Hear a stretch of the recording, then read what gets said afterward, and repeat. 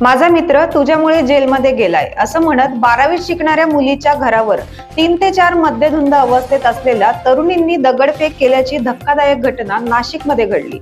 नाशिकच्या सातपूर परिसरात 2 दिवसांपूर्वी घडलेल्या घटनेचा व्हिडिओ सोशल मीडियावर व्हायरल झाला आहे। पीडित तरुणीचे एका अन्सारी मुलाबरोबर मैत्री होती, मात्र ही मैत्री तोडल्यामुळे अन्सारीने एका मैत्रिणीच्या माध्यमातून पीडित महिलेस संपर्क साधला। या मुलीने आपल्या महाविद्यालयातील ओळखीच्या मुलांना याबाबत माहिती दिल्यानंतर या मुलांनी त्या मुलाला जाब विचारत गोंधळ घातला।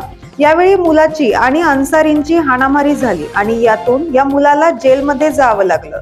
या कारणामुळे अन्सारीच्या मैत्रिणीने मनात राग ठेवून या मुलीला मारहाण करत तिच्या घरावर दगडफेक केली।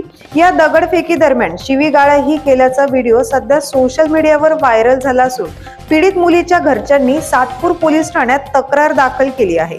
या मुलींवर कठोर कारवाई करावी अशी मागणी पीडित मुलीच्या कुटुंबाने केली आहे। अन्सारीवर या आधी देखील गुन्हे दाखल असल्याचं पीडितेच्या वडिलांनी सांगितलं आहे, त्यामुळे आम्हाला न्याय मिळावा अशी मागणी पीडित मुलीच्या वडिलांनी केली आहे।